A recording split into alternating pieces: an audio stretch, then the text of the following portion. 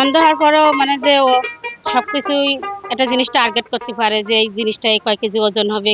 দৃষ্টিশক্তি আছে এমন মানুষকেও হার মানালেন দৃষ্টিহীন আসলাম। ছাগল কোলে নিয়ে আন্দাজ করে বলে দিচ্ছেন তার নিখুঁত ওজন। কখনো আবার কাঁচি হাতে সাবলীলভাবে বিচালি কেটে চলেছেন। দেখে বোঝার উপায় নেই চোখে দেখেন না আসলাম। নিজ গন্তব্যে যেতেও কোনো সাহায্য ছাড়া সড়ক ধরে হেঁটে চলেছেন তিনি।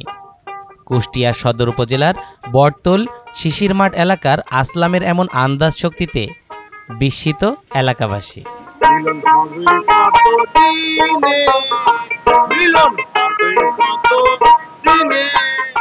এখানেই শেষ নয়, আসলামের গানের গলাও বেশ।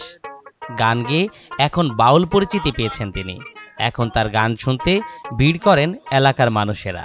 হ্যাঁ, উনি অন্ধ, কিন্তু অন্ধ হয়েও আমাদের মতো সাধারণ মানুষের মতো পরিবারটাকে চালাই নিয়ে যাচ্ছে। পরিবারে প্রায় 4 থেকে 6 জন সদস্য আছে।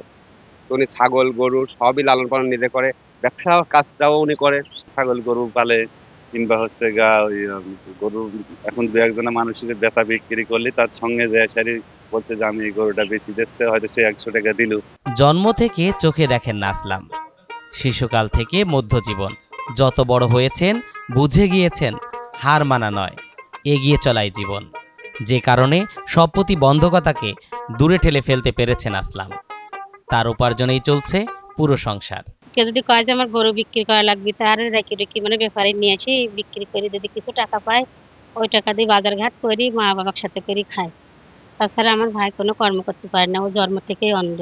কোনো জায়গায় একটা গান বাজনা হয় পরে তাই পাই, তাই ওই ভাগ্য করে খাই।